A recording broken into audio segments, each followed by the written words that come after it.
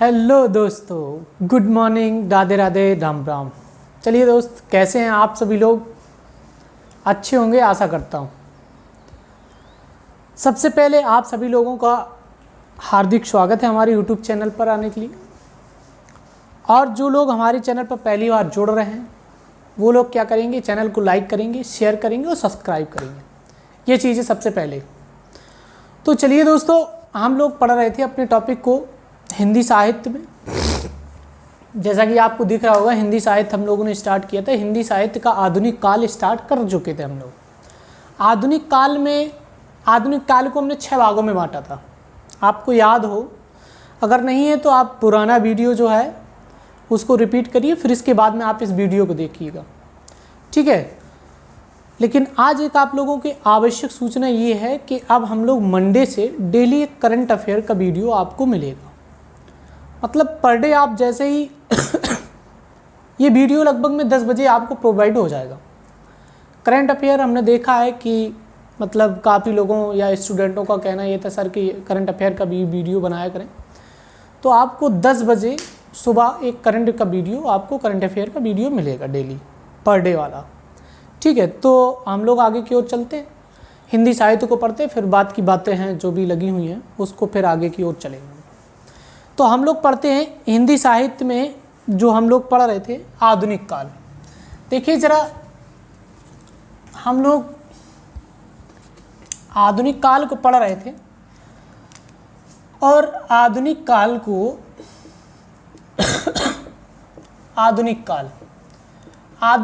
को हमने देखा था कि 1850 से लेकर के अब तक के समय तक को हमने ये कह दिया था कि ये इसका काल आधुनिक काल है। लेकिन फिर हमने आधुनिक काल को 6 भागों में बांट दिया था। कितने भागों में? 6 भागों में बांटा। देखिए 6 भाग कौन कौन से थे उनके बारे में देखिए। सबसे पहले हमने देखा था कि भारतेंदु युग मिला था। और भारतेंदु युग का जो टाइम पीरियड था वो 1850 से लेकर के 1900 तक के समय को स्थान दिया गया था। इसके बाद में हमने दूसरा द्विवेदी युग के बारे में पढ़ा। द्विवेदी युग हम लोगों ने दूसरा देखा और ये 1900 से लेकर के 1920 तक ये टाइम पीरियड जा रहा था। फिर इसके बाद में तीसरा हमने ये देखा कि छायावादी युग मिला था हमें, और ये 1920 से लेकर के ये 36 तक जाता है, 1936 तक। और चौथा टाइम पीरियड जो था वो प्रगतिवादी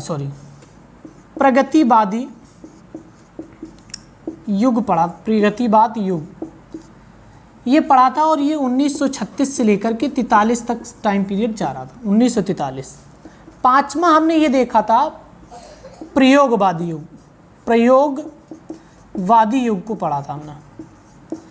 प्रयोगवादी युग को देखा था और ये 1943 से लेकर के 50 तक जाता था। कहाँ तक? 50 तक। फिर इसके बाद में हम लोगों ने छठवां देखा था कि नई कविता। छठवां काल नई कविता मिला था। नई कविता ये हमें याद रखने, और ये 1950 से अब तक के समय को हम लोग नई कविता में रखते हैं। ये आपके 6 भाग थे किसके? आधुनिक काल को, जो हमने 6 भागों में बांटा था। अब आधुनिक काल जो था उसके हम लोगों ने पार्ट को पढ़ा था भारतेंदु युग को। हालांकि भारतेंदु युग को हम पढ़ चुके हैं। हमने ये भी बताया था कि भारतेंदु युग के कौन कौन से आपके कवि हैं और उनकी रचनाएं भी हैं। हम इस बारे में चर्चा कर चुके हैं। अगर आपने नहीं देखा तो पिछला वाला वीडियो को देखिए, फिर आपको और चीज़ें समझ में आएंगी। चलिए दोस्तों, अब हम लोग बात करेंगे द्विवेदी युग की। हम लोग हेडिंग डालेंगे कि द्विवेदी युग क्या होता है। द्विवेदी युग के कौन कौन से कवि हैं और इनकी रचनाओं के बारे में हम लोग पढ़ेंगे द्विवेदी युग की। देखिए जरा, द्विवेदी युग के बारे में पढ़ते हैं हम लोग। द्विवेदी युग के बारे में हम लोग पढ़ेंगे, और द्विवेदी युग का टाइम पीरियड जो था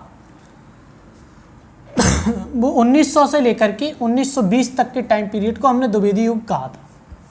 इसके कौन कौन से कवि हैं, सबसे पहले हमें ट्रिक के माध्यम से वो चीज़ें याद रखनी है कि द्विवेदी युग के प्रमुख कवि कौन कौन से हैं और उनकी रचनाएं कौन कौन सी हैं, यही हमको पढ़नी है। ठीक, तो इसको पहले ट्रिक के माध्यम से याद रखते हैं, फिर इसके बाद में हम लोग चलते हैं। देखिए जरा, देखिए क्या है इसकी ट्रिक। याद रखेंगे अयोध्या की, क्या अयोध्या की शरण में, अयोध्या की शरण में मिला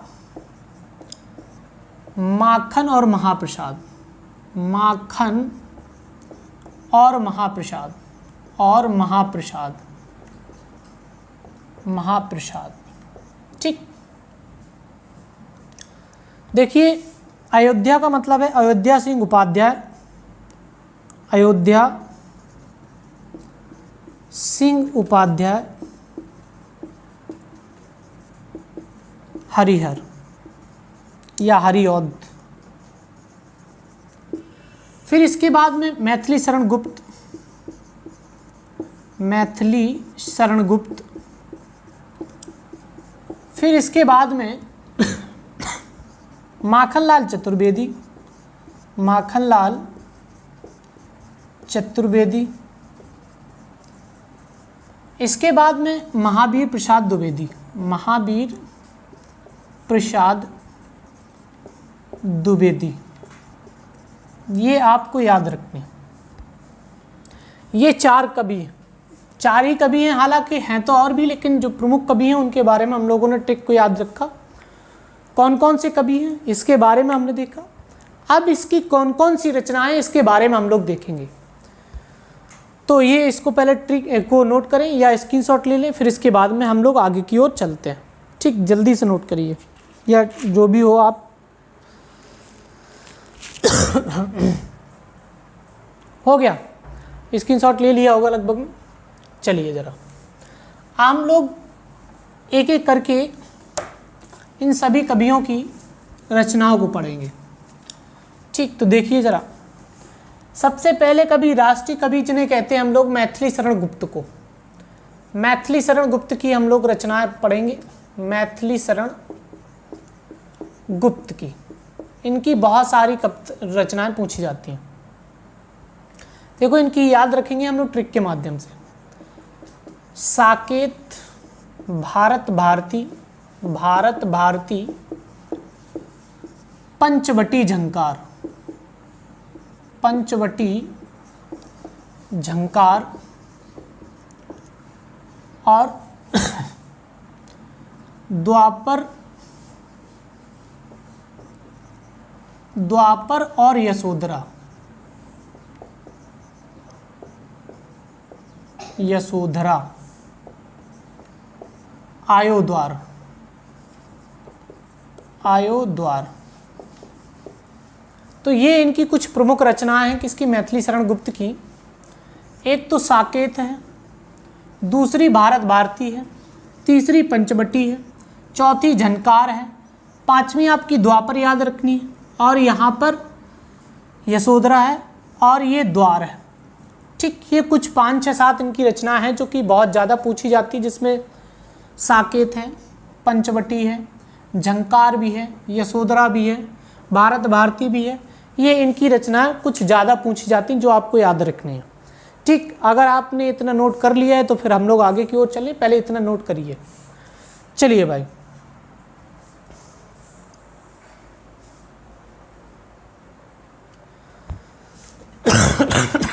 सॉरी।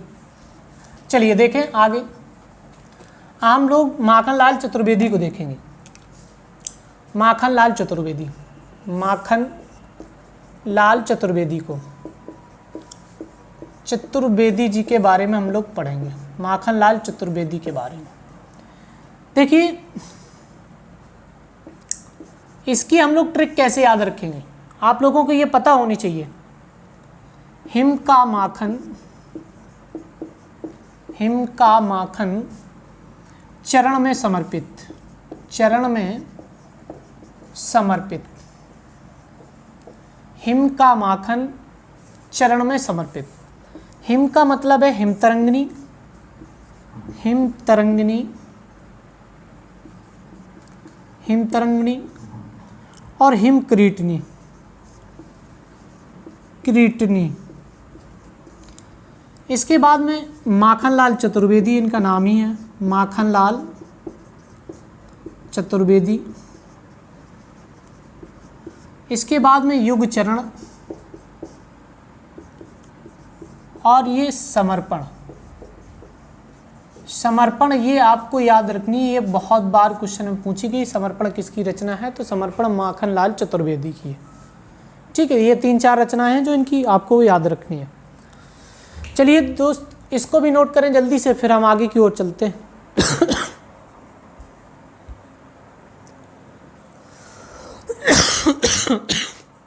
सॉरी। चलिए देखें, हम लोग अगले पढ़ते हैं। अगले आपके कवि कौन से हैं उनके बारे में अब हम लोग पढ़ेंगे, उनकी रचनाओं को।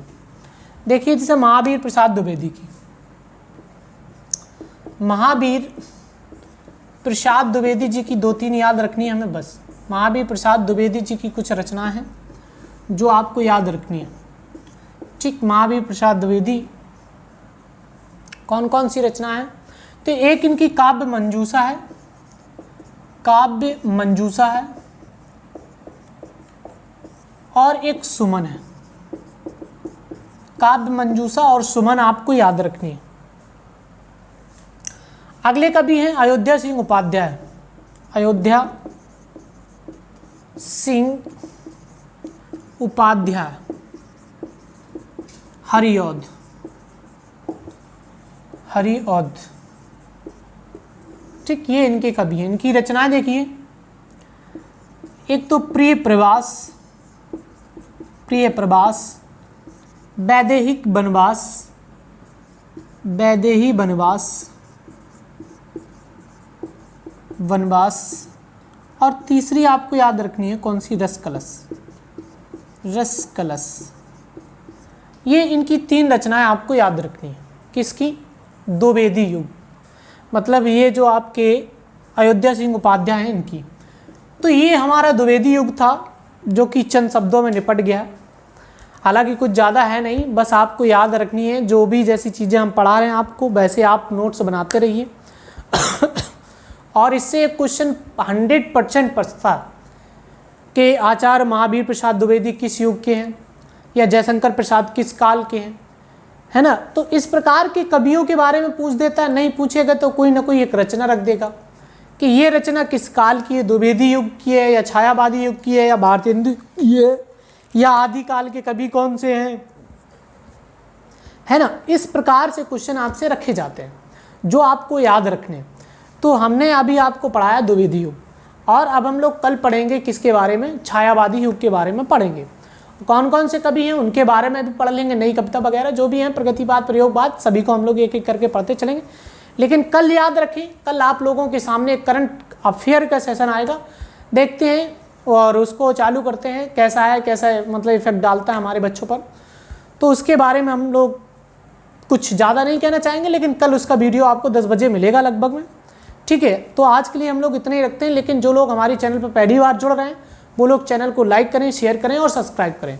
ये करना आपको नहीं भूलना है, और बाकी चीज़ें भूलनी भी है। ठीक है, याद रखें। थैंक यू, धन्यवाद, ऑल द बेस्ट।